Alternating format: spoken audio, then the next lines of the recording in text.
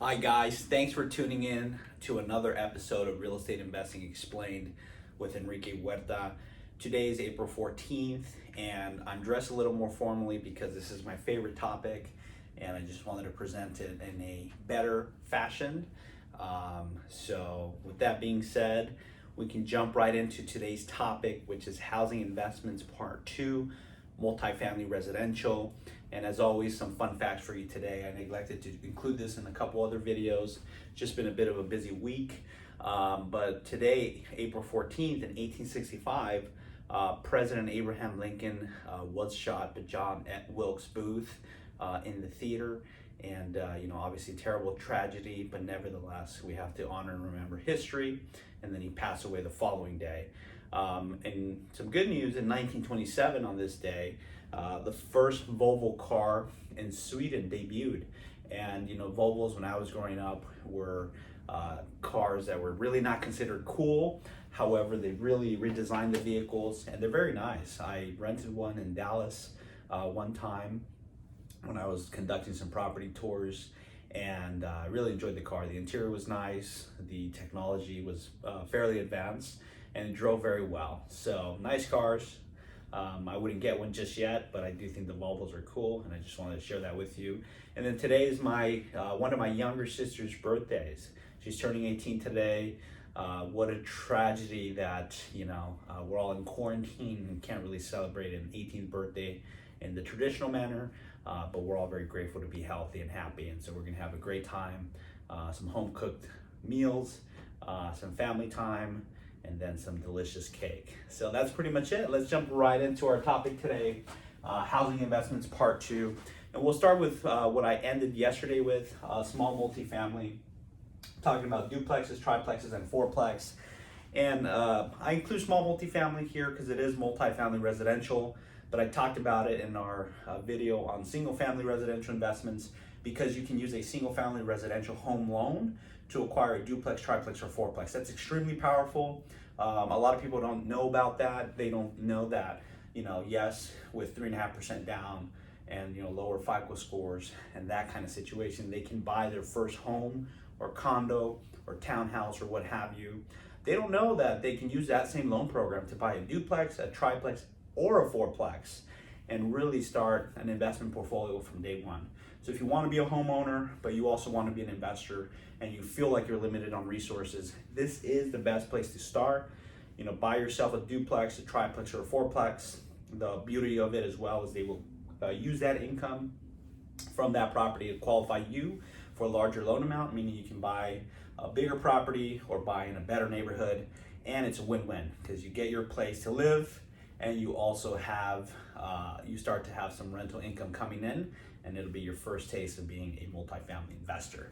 So jumping right into my favorite space where I personally invest is commercial multifamily, which commercial is considered anything with 5 or more units. Again, that's driven by financing.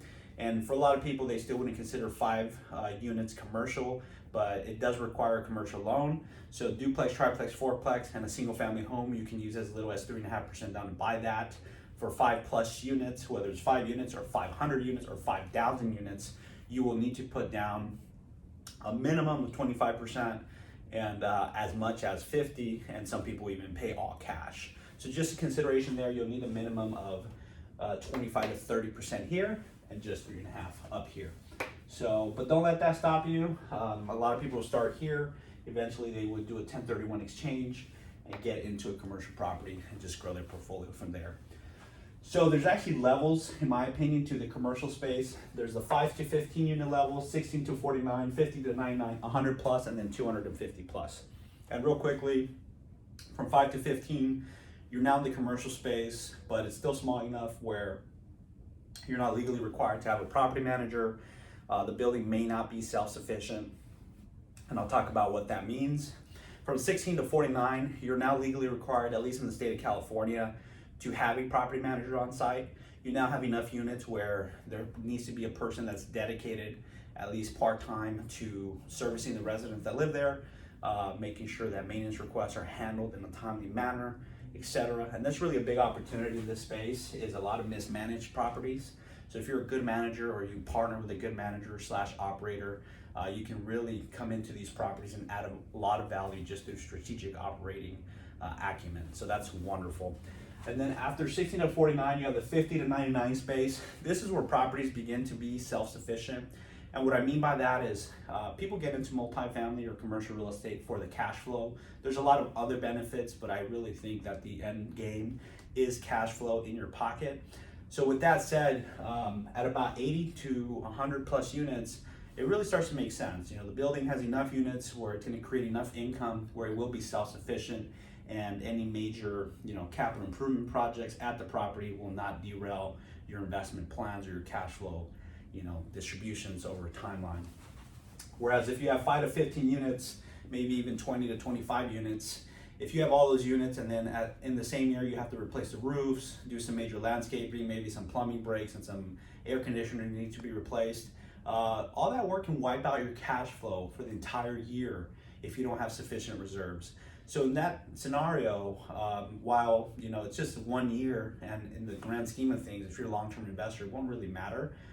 It's not really self-sufficient. So you want to buy properties, and that really begins to happen in this space, more so here, where they're self-sufficient, where meaning they have enough income that even if a lot of major issues happen at the same time, the property's income can cover those expenses, and you'll still see some cash flow at the end of that year. The best thing to do is when you're buying a property, do your due diligence and really create a plan for a minimum of 10 years of what kind of repairs and maintenance will be required at the property from both a just basic maintenance perspective as well as a value add perspective. So that's the best way to do it. 100 plus is really where things get really interesting. The buyer profile changes. Now you're not just seeing individual investors and small partnerships buying properties. You begin to see companies buy properties on behalf of their investors or for their own accounts. You see high net worth individuals buying properties for their own accounts. And that is just a whole different world. Prices are increasing, obviously, as the size goes up, but the cash flow is increasing and the returns start to get better because you have some scale. And then really the best space to be in is 250 or more units. This is where properties are self-sufficient from day one. There's enough units, enough cash flow to usually support, not only improvements at the property, and a property will be able to sustain a couple years of renovation work with just the property's cash flow if needed, but it may also be able to pay out dividends and distributions. So the cash flow on these properties is really where is really powerful, and that's a space really where a lot of people see substantial cash flow appreciation and just upside over the long term. And also the buyer profile shifts. You're no longer dealing with just individual investors or small companies. A lot of institutional investors, a lot of public REITs from Wall Street, which we'll talk about in a separate video, are buying or building this kind of product. And it's because of the scale, the efficiency. This property can support a staff of 5 to 7 people. It's fully staffed, it's running, it's creating jobs. There's a lot of projects going on at all times with landscaping, with painting, with just pool maintenance and cleaning, and there's always something happening. There's a lot of people living there, 250 plus people living there. So it's very powerful. It's a lot of work. So unless you're a strong manager, I would recommend using a third-party property manager, and it's legally required in some jurisdictions. And you can get in trouble very quickly because it's a lot of moving pieces. So make sure when you're buying this project, you're experienced, or you're partnering with an experienced investment group like the one I work with, okay? And we'll jump into real quickly the two, what I would call differentiations of multifamily investments. There's traditional multifamily, which is broken up into market rate, affordable, and subsidized. And then there's alternative multifamily, which is student housing, senior housing, manufactured housing, and even single family residential housing. And I'll talk about how that is multifamily today. But jumping right into apartments, which are your typical communities, 2 to 3 stories high. They have staircases. You have to carry your groceries up 1 or 2 flights of stairs, or if you're on the ground floor, you're lucky. And market rate housing is an apartment building where the prices are set by the market. If there's 5 buildings and the average rent is $1,200 across those 5 communities, that's the market price, right? You're probably not going to get a screaming deal at any one of those particular communities. They all are priced fairly equally based on supply and demand, and that is what is mostly available to everyone looking for an apartment. Then you have affordable housing, which is, it can be combined with market rate housing, or it can be 100% affordable. In any scenario, affordable housing is housing where the developer or investor has received some low income housing tax credits, and in exchange for that, they set aside a percentage of those units, as little as 30% up to 100% of the units as affordable. And the way they calculate the affordability is they make sure the rent can never exceed 30% of a person's income, and the person to qualify must make no more than 80% of the area's median income. So what that means is it is a relative thing. An affordable housing unit in Los Angeles is different than an affordable housing unit in Missouri. Obviously the rents to begin with at the market level are different, so the affordable rents will be slightly different, substantially different in some cases depending on where you are. Nevertheless, if the area median income is $50,000, those rents will have to be set aside for someone who makes no more than $40,000. Again, 80%, no more than 80% of the area median income. And the rent itself cannot be more than 30% of that person's $40,000 income. So it's a great way to preserve affordable housing. And then we also have subsidized housing, which, affordable housing is just that, it's affordable housing. It's not really, there's no subsidies necessarily. The person is still working a traditional job. They're not getting any direct payments from the US government per se. They're just renting a unit at a price point that has been restricted so that they can afford to live in that space, right? Whereas subsidized, the individuals may or may not be working. Often they are, but their family's expected contribution is usually minimal. It changes for everybody, and Section 8 is the biggest program that people think about when they think about subsidized housing. It's basically a voucher received from the federal government that actually covers a big portion, sometimes almost 100% of an individual's rent. And so as an investment class, subsidized housing is fantastic because now you're getting rent directly from the US government. Even in a recession or an environment like today in COVID-19, that check continues to come in. The main risk is when there's a government shutdown or if they were to change the Section 8 laws. However, at this point in time, laws are actually changing to favor Section 8 and to help residents that have Section 8 vouchers. For example, in California, you can't discriminate based on income source, and what that means is every apartment community now must accept Section 8 housing if the resident is otherwise qualified to live there. So it's a great thing. It's a great investment, again, guaranteed by the US government, less risky. I do know investors, that's all they invest in, and for good reason. Again, backed by the federal government. People buy treasuries, why not buy the rental income that the government provides, right? Alternative multifamily. Student housing, and that can be anything. It can be an apartment building, it can be a condo tower, it can be an actual house where someone has taken the house room by room and then put multiple beds in there and rented them out that way. So student housing can be made up of apartments or single family resident, but usually there's always 2 to 3 occupants per unit, or beds per room actually, to go to the next level. And there are experienced owners and operators that's all they do. They invest in strictly student housing. You must be a student to live there, enrolled in a university or college. And oftentimes students have low income or they're not working because they're full-time students. So experienced managers will require that a parent, guardian, or other financially responsible party co-signs the lease so that they have some recourse if they need to get those rents paid and the student is unable to pay them. So that's student housing. I personally don't invest in student housing. Universities have grown as college enrollment numbers have grown, of course, but there's also been substantial development. And really with online classes and online universities and people really seeing they can take some classes online, maybe the demand for student housing will decrease. I'm not certain, but I can see that happening. And so maybe some of those buildings will then be converted to affordable or subsidized housing. That would be great, in my opinion. We need more affordable and subsidized housing. And if we can take some of that housing and convert it to that, if for whatever reason it is not occupied, it can remain a housing investment, it can remain lucrative, and we can also serve a population that's underserved at this point in time. And then senior housing. There's multiple categories of senior housing.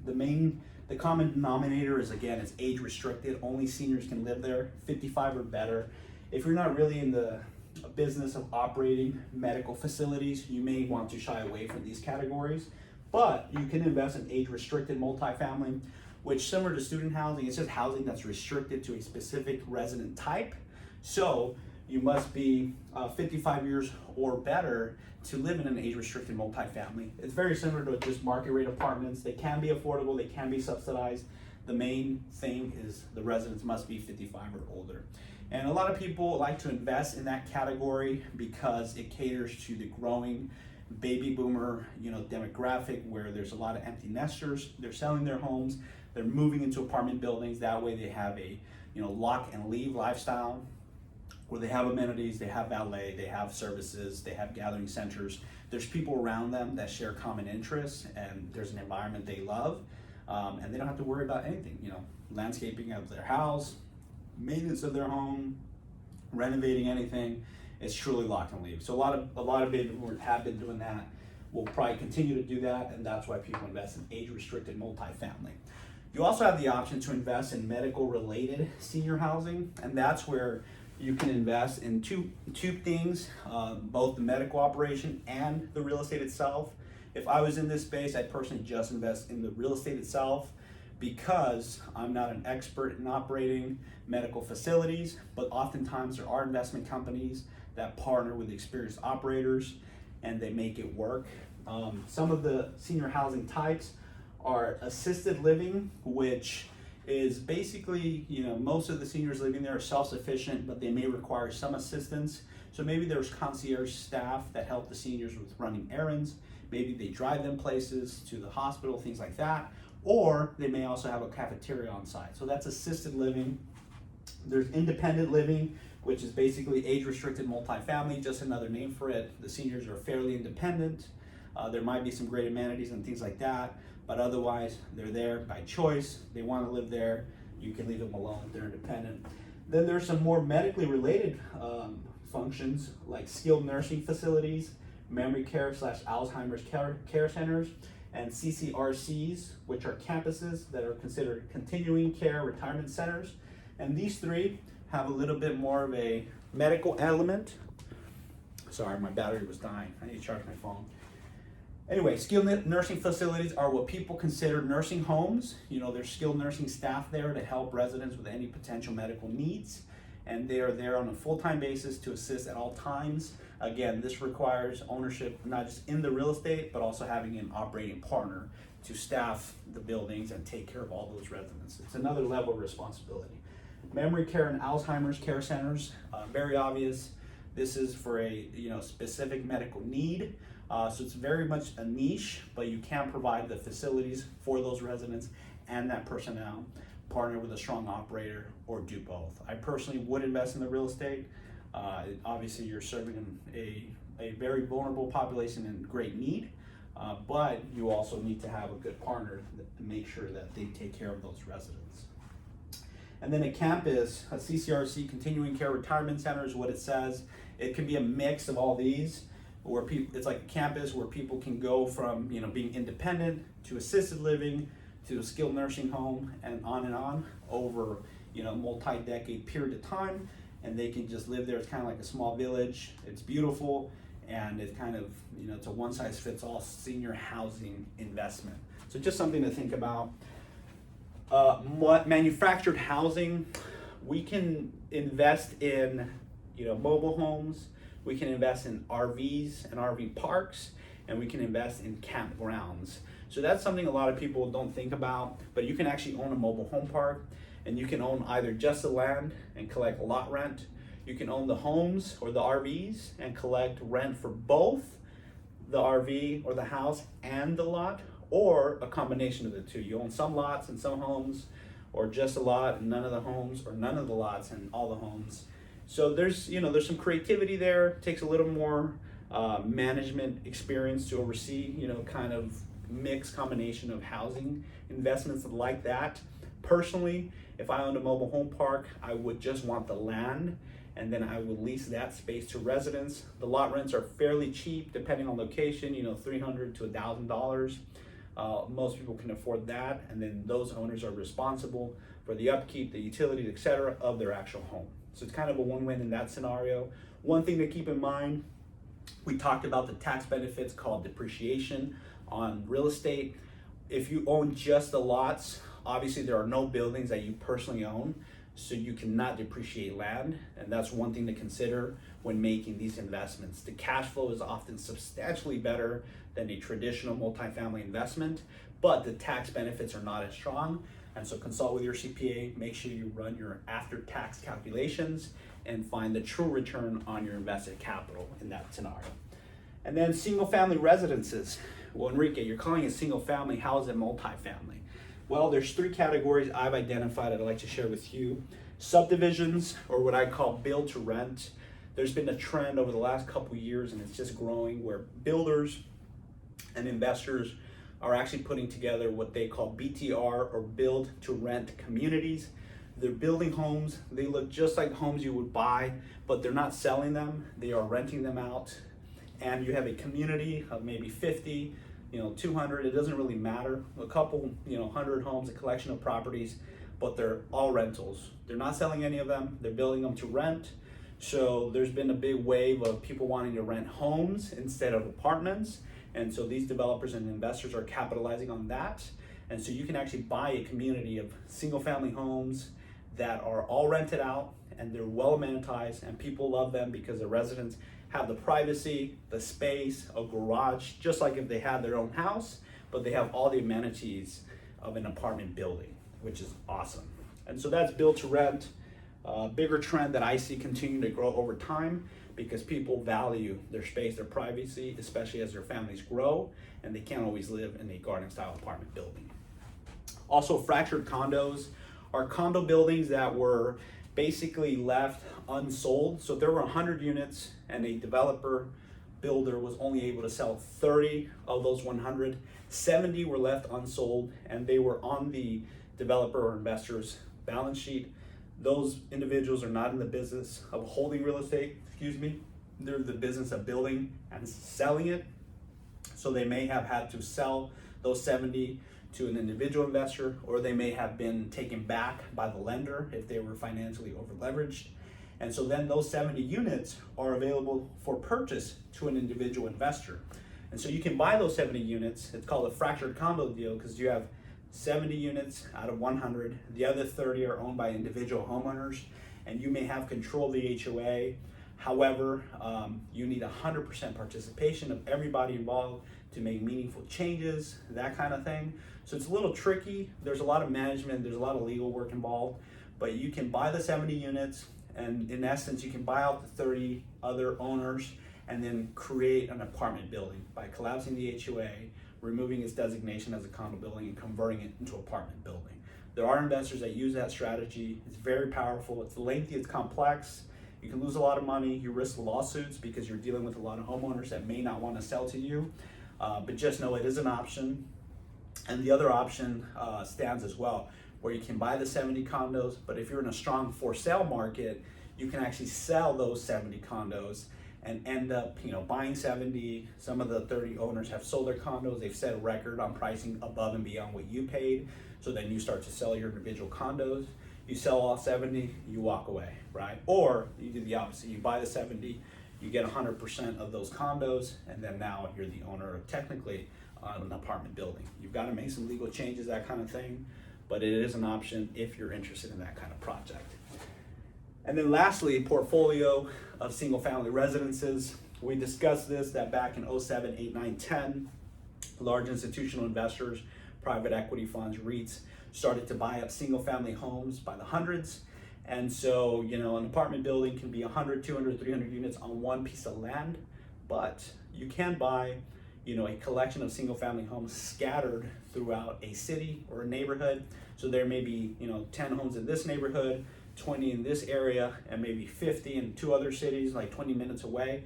And you can buy that collection of single family home rentals.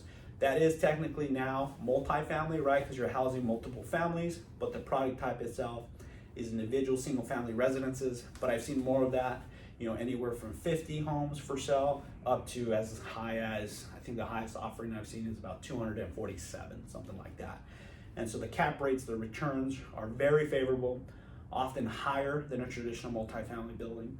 And for someone who's interested in taking on that kind of project, it's a possibility. So I want to thank you for tuning in today. This was a long video, but there's a lot to cover. And I'm just, this is the tip of the iceberg. Again, this is my specialty. I love multifamily housing. And from this point forward, I'm going to focus on this because this is what the space that I operate in. We're going to call it 100 plus traditional multifamily, market rate, affordable, subsidized apartments. We'll talk about just that for the rest of the videos. And if you have any other questions about the other commercial real estate we discussed or these alternative forms of multifamily, I'm happy to answer those for you. But I'm more of a, knowledgeable member of this part of the industry. And so I'm going to focus on that. And I hope you stay tuned in to learn something new. All right. We'll talk tomorrow about financial analysis, and we're going to jump right into that to help you run the numbers on any potential apartment deal you come across and become a multifamily investor. Until next time, thanks for tuning in, and I hope you have a great day. Take care.